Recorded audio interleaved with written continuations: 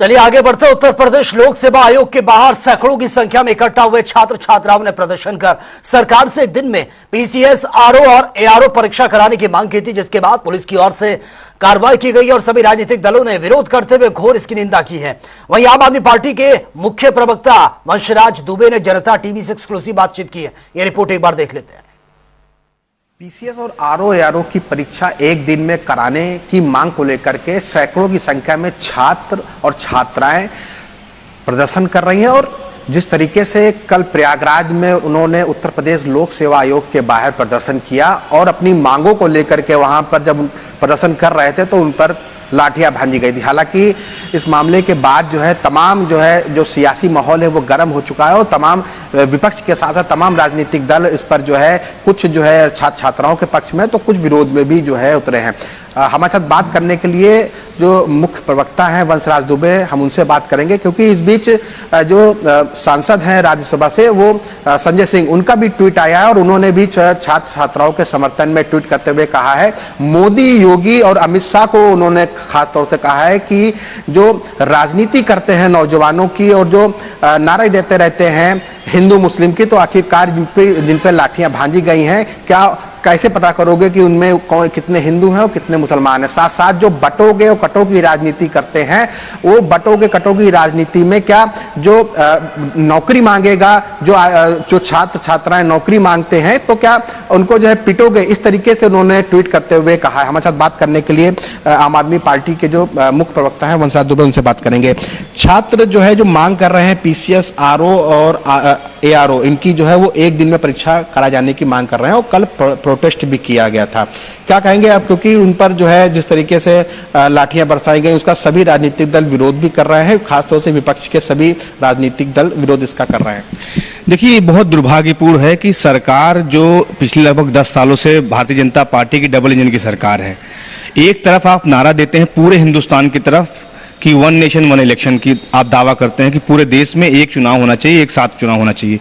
दूसरी तरफ जो प्रयागराज में, और ये प्रयागराज का सिर्फ मुद्दा नहीं है, मुखर्जी नगर के अंदर, दिल्ली के अंदर भी, प्रयागराज के अंदर, यानी पूरे देश के नौजवानों का मुद्दा है ये, जहां पर पीसीएस और आरओ एआरओ के एग्जाम को लेकर जो छात्र कल प्रदर्शन कर रहे थे, उनकी बहुत सिंपल सी मांग है कि जब हम ये चाहते हैं कि आप इसको सिर्फ एक शिफ्ट में पेपर कराइए, क्योंकि नॉर्मलाइजेशन के अंदर बहुत दिक्कतें आने वाली है। आप कैसे तय करेंगे इतिहास के 2 प्रश्नों के अंदर कि कौन सा प्रश्न सरल था, कौन सा प्रश्न कठिन था? मैथ का पेपर होता, साइंस का पेपर है तो समझ में आता, लेकिन पानीपत का युद्ध एक पेपर में आता है, पानीपत का युद्ध, और दूसरे पेपर में आता है त्राइन का युद्ध। आप इसको कैसे एक तरीके से तय कर पाएंगे कि कौन सा प्रश्न सरल है या कौन सा कठिन है? तो ये कहीं ना कहीं बहुत बड़ा प्रश्न चिन्ह है एक तरीके से आयोग के ऊपर भी। दूसरी तरफ जिस ट्वीट का जिक्र आप कर रहे हैं, माननीय सांसद संजय सिंह जी ने जो ट्वीट किया है वो बिल्कुल जायज ट्वीट है, क्योंकि आप देखिए एक तरफ पूरे हिंदुस्तान के अंदर नरेंद्र मोदी जी, अभी उपचुनाव चल रहा है, अलग अलग राज्यों में चुनाव चल रहा है, घूम घूम कर बटोगे तो कटोगे, बटोगे तो कटो का नारा दे रहे हैं। दूसरी तरफ उत्तर प्रदेश के अंदर क्या कर रहे हैं?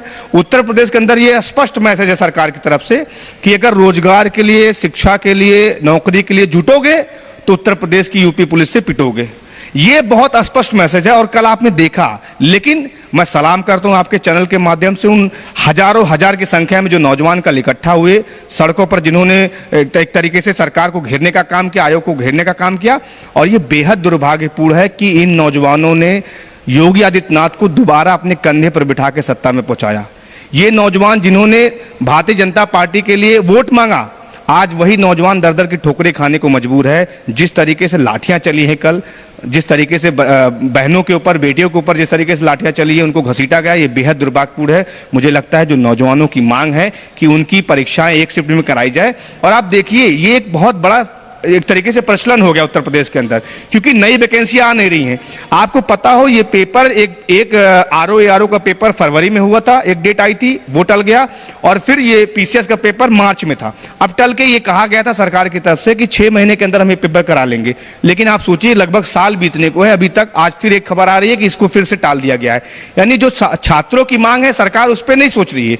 ये आयोग क्या कर रहा है? अपनी मनमानी तरीके से योगी आदित्यनाथ जी के बहकावे में या जो भी षड्यंत्र चल रहा होगा नौजवानों के साथ, आम आदमी पार्टी इस पूरी बात का घोर विरोध करती है। हम नौजवानों के साथ में हैं, छात्रों के साथ में हैं, और 2027 में यही नौजवान इनको सत्ता से बेदखल करके अपने इसका बदला लेगा। सवाल ये है कि जिस तरीके से ये कल प्रोटेस्ट हुआ है, उस पर कई राजनीतिक दल में, जब बात की जाए बसपा सुप्रीमो मायावती, उन्होंने भी ट्वीट करके इसकी निंदा की है, और समाजवादी पार्टी की जो मुखिया हैं अखिलेश यादव, उन्होंने भी इसको विरोध भी किया है। और साथ साथ जो है, अगर बात की जाए आपके संजय सिंह जो आम सांसद हैं, संजय सिंह, उन्होंने भी ट्वीट के माध्यम से इसका निंदा भी की है, और जो बटों की कांटों की जो राजनीति है इसको लेकर के भी उन्होंने इस पर कटाक्ष किया। तो लेकिन एक तरफ सभी राजनीतिक दल विपक्ष के हैं, तो वहीं दूसरी तरफ सत्ताधारी पक्ष के डिप्टी सीएम केशव प्रसाद मौर्य, उन्होंने जो है इसका पक्ष लेते हुए कहा है कि जो है हमारी सरकार में 7 लाख युवाओं को रोजगार भी दिया गया है, तो ये सब चीजें बंद होनी चाहिए। तो आप क्या कहेंगे? नहीं, देखिए, ये तो पहली बात तो जो केशव प्रसाद मौर्य जी का उनके प्रति हम लोग की बहुत सहानुभूति है, क्योंकि बार बार उनको पिछड़े होने की वजह से सरकार में कई बार एक तरीके से उनको बदनाम करने का प्रयास किया गया और उनको बेइज्जत करने का प्रयास किया गया। आप सोचिए, जो दावा 7 लाख नौकरियों का कर रहे हैं, इन्हीं के बेसिक शिक्षा मंत्री संदीप सिंह ने विधानसभा के अंदर कहा था कि हमारे सरकार के अंदर 85,000 सरकारी स्कूलों के अंदर शिक्षकों की एक तरीके से नियुक्तियां, मतलब पद खाली हैं, 85,000। और दूसरी तरफ इन्होंने क्या किया? अभी हाल ही में 27,000 सरकारी स्कूलों को बंद करने का फरमान जारी करवा दिया। यानी कहीं ना कहीं एक स्पष्ट मैसेज है कि 27,000 सरकारी स्कूल बंद होंगे तो हर स्कूल में लगभग 3 से 4 शिक्षक होते हैं, वो सारे पद अपने आप में खत्म हो जाएंगे, सरकार पल्ला झाड़ लेगी कि भाई पद ही खत्म हो गए। ये एक बहुत सोची समझी साजिश के तहत दलितों के, पिछड़ों के और अल्पसंख्यकों के जो बच्चे हैं, गरीबों के जो बच्चे हैं, उनको शिक्षा से वंचित करने के लिए, उनके स्कूल को बर्बाद करने के लिए सोची समझी साजिश की गई। भाई बताएं योगी आदित्यनाथ, अमित शाह, नरेंद्र मोदी ये बात बताएं कि जो नौजवान लाठियां खा रहा है वो हिंदू है, मुसलमान है? हिंदुओं के बच्चों को घसीट घसीट के लाठियां मारी जाए प्रयागराज के अंदर। बताइए, क्या दलित को आप हिंदू नहीं मानते? क्या ओबीसी को आप हिंदू नहीं मानते? क्या पिछड़े को आप वो हिंदू नहीं मानते? क्या आदिवासी को आप हिंदू नहीं मानते?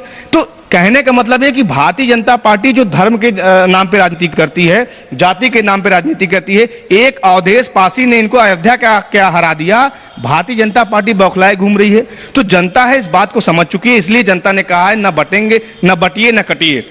आम आदमी पार्टी ने नारा दिया है, संजय सिंह जी ने भी ये नारा दिया है, न बटिए न कटिए, मिलकर भाजपा को रपटिए।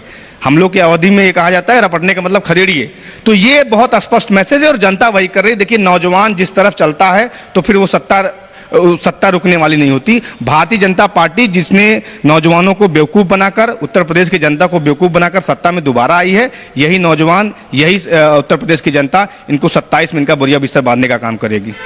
ये थे वंशराज दुबे, जिन्होंने बताया कि जिस तरीके से भारतीय जनता पार्टी की ओर से जो कृत्य किए जा रहे हैं, लगातार जो विरोध प्रदर्शन हो रहा है, उस पर लाठियां बांधी जा रही हैं। आने वाले 2027 का जो विधानसभा चुनाव होगा, उस पर यही नौजवान इनको माकूल जवाब देंगे। कैमरा पर्सन आशीष के साथ में अंकुश जायसवाल, जनता टीवी, लखनऊ।